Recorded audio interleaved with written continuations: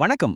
Charles days Russell அவர்கள் எழுதிய ரீபிரின்ஸ் 620 கட்டுரையிலிருந்து ரொம்பவே ஆழமான, அதே சமயம் நம்ம அன்றாட வாழ்க்கைக்கு தேவையான ஒரு அருமையான விஷயத்தை இன்னைக்கு நாம அலச போகிறோம். ஆன்மீகம் என்றாலே அது சபையிலோ பெரிய கூட்டங்களிலோ மட்டும்தான் வெளிப்படக்கூடியதுன்னு நாம பல நேரங்கள்ல நினைச்சிடுறோம் இல்லையா? ஆனா அந்த எண்ணத்தை முற்றிலுமாக மாற்றக்கூடிய ஒரு பார்வை தான் இல்லற வாழ்க்கை, அதாவது லைஃப் அட் ஹோம் பற்றிய இந்த விளக்கம். சரி, தாமதிக்காம நேரா விஷயத்துக்கு போலாமா? இந்த கேள்விய கொஞ்சம் ஆழமா சிந்திச்சு பாருங்க. ஒரு விசுவாசியா உங்களோட உண்மைத்தன்மை உண்மையிலே எங்க பரிசோதிக்கப்படுகிறது? ஞாயிற்றுக்கிழமைகள்ல எல்லாரும் ஒன்னா கூடி பாடும் சபையிலா, அல்லது ஆராதனையெல்லாம் முடிஞ்சு வீட்டுக்கு வந்த உடனே சின்ன சின்ன விஷயங்களுக்காக கோவப்படுற அந்த உணவு மேசையிலா? இதுதான் நாம இன்னைக்கு விவாதிக்க போற அனைத்திற்கும் அடிப்படையான கேள்வி. மக்கள் பார்க்கும்போது நாம எப்படி நடந்துக்கிறோம் என்பதற்கும், வீட்டில் யாரும் கவனிக்காத போது நாம எப்படி இருக்கிறோம் என்பதற்கும் உள்ள அந்த மிகப்பெரிய வித்தியாசத்தை இதை அப்படியே உரிச்சு காட்டுது. இதுல முதல் பகுதி விசுவாசத்தின் உண்மையான சோதனை மற்றும் நற்செயல்களில் பொறுமையுடன் நிலைத்திருத்தல். ரஸ்ஸல் அவர்கள் இங்க மிக தெளிவா ஒரு விஷயத்தை உடைக்கிறார். நாம தேடுற அந்த ஆன்மீக மகிமையும் கனமும் அழியாமையும் ஏதோ உலகறிய பிரசங்கம் செய்வதால கிடைக்கிறது இல்லைங்க. மாறா, நம்ம வீட்டு வரவேற்பறையில நம்ம குடும்பத்துக்கிட்ட நாம காட்டுற பொறுமையிலும் தினசரி செய்யற சின்ன சின்ன நற்செயல்களிலும் தான் அந்த மகிமையே நாம தேடணும். இதுவே நம்ம வாழ்வின் பெரும் பகுதியா இருக்கணும்னு சொல்றார். அடுத்து 2வது பகுதி, பெண்களும் குடும்ப பக்தியும். குடும்ப எல்லைக்குள் விசுவாசம் எப்படி இருக்குன்னு பார்க்கலாம். இது ரொம்ப முக்கியமான பாயிண்ட்டுங்க. லட்சக்கணக்கான பெண்கள் மற்றும் சிறுமிகளுக்கு வெளிய உலகத்துல பெரிய பெரிய சாதனைகள் செய்யறதுக்கான வாய்ப்புகள் அமையாம போகலாம். ஆனா அவங்க வீட்டின் 4 சுவர்களுக்குள் செய்யற ஒவ்வொரு அர்ப்பணிப்பான செயலும் கிறிஸ்து மேல அவங்க வச்சிருக்க அன்பின் தினசரி வெளிப்பாடு. சமையல் அறையில காட்டுற பொறுமையோ, ரொம்ப சோர்வா இருக்கும்போது குழந்தைகளை அன்பா கவனிக்கிறதோ சாதாரண விஷயம் கிடையாது. அதுதான் தேவனிடம் விசுவாசமா இருப்பதற்கான முதன்மையான களம்னு இந்த கட்டுரை அடிச்சு சொல்லுது. வீட்டுக்குள்ள வெளிப்பட வேண்டிய குணங்கள் என்னென்னு இங்க பாருங்க. விசுவாசம், அன்பு மட்டும் இல்லாம நீதி, கருணை, தாராள குணம், சாந்தம். வீட்ல மனைவியிடம் கனிவா பேசுறது, குழந்தைகளிடம் பொறுமையா நடந்துக்கிறது, முதியவர்களை தாராள மனசோடு கவனிச்சுக்கிறது. இது எல்லாமே நாம தினமும் வீட்ல செயல்படுத்த வேண்டிய ஆன்மீக பழக்கங்கள். இதுதான் நம்ம குணாதிசயத்துக்கான உண்மையான அடித்தளம். இந்த நீதியையும் கருணையையும் பத்தி ரஸ்ஸல் சொல்றத அப்படியே பைபிள் வசனத்தோட ஒப்பிட்டு பார்ப்போம். மீகா 6:8 என்ன சொல்லுது? நியாயம் செய்யணும், இரக்கத்தை சிநேகிக்கணும், மனத்தாழ்மையா நடக்கணும். இத சபையில எல்லாரும் பார்க்கணும்னு செய்யறதில்லைங்க. உங்க வீட்ல கதவுகள் மூடப்பட்டிருக்கும் போது உங்க குடும்பத்துக்கிட்ட நீங்க காட்டுற நியாயமும் இரக்கமுமே உண்மையான மனத்தாழ்மையின் வெளிப்பாடு. சரி, பகுதி 3க்கு வருவோம்.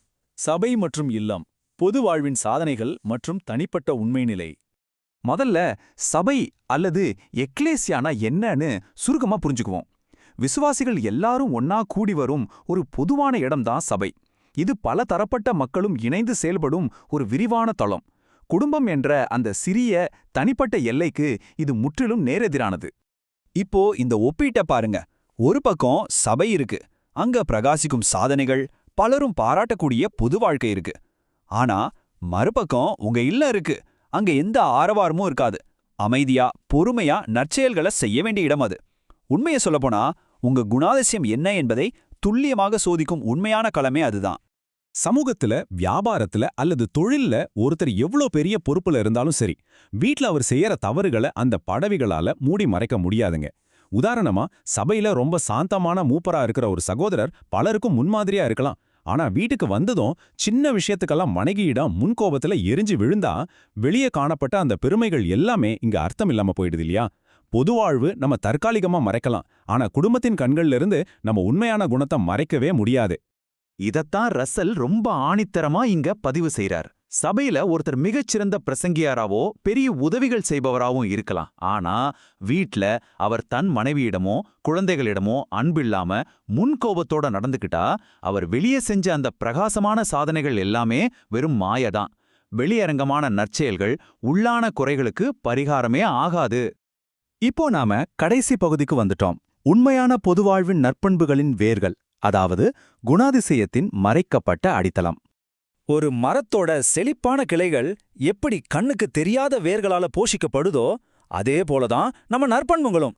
சாந்தம், கடின உழைப்பு, சுய தியாகம், உண்மைத்தன்மை, இந்த குணங்கள் உங்களுக்கு உண்மையிலே இருக்கான்னு யாருக்குங்க தெரியும்? சபையில வார ஒரு முறை உங்களை பார்க்கறவங்களுக்கு முழுசா தெரியாது.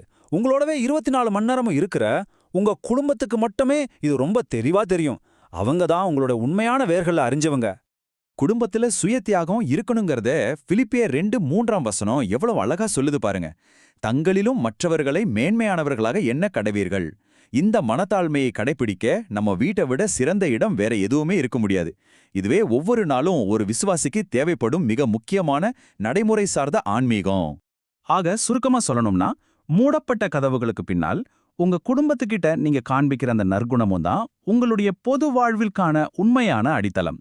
வீட்ல எந்த நற்குணமும் இல்லாம சபையில மட்டும் நல்லவங்களா காட்டிக்கிட்டா அது வெறும் நடிப்பு தான். தனிப்பட்ட குடும்ப குணாதிசயம் இல்லாம உன்னதமான பொது நற்பண்புகள் ஒருபோதும் நிலைத்து நிற்க முடியாது. இந்த விளக்கு காட்சியை முடிக்கிறதுக்கு முன்னாடி உங்களை நீங்களே கேட்டுக்க வேண்டிய ஒரு முக்கியமான கேள்வி இதுதான். சபையில அல்லது புதுவெளியில நீங்க காட்டுற அந்த நற்பண்புகள் உண்மையிலேயே உங்க வீட்டின் 4 சுவர்களுக்குள் நடக்கும் சுய தியாகத்திலும் உண்மைத்தன்மையிலும் ஆழமா வேரூன்றி இருக்கிறதா? உங்களுடைய வெளி வாழ்க்கையும் உள் வாழ்க்கையும் ஒரே மாதிரி இருக்கா? கொஞ்சம் யோசிச்சு பாருங்க. இந்த ஒரு கேள்வி இன்னைக்கு நம்ம பார்த்த முழு பகுதியோட சாராம்சத்தையும் உங்க மனசுக்குள்ள விதைக்குன்னு நம்புறேன். மீண்டும் ஒரு சிறந்த தகவலோடு நம்ம அடுத்த முறை சந்திப்போம்.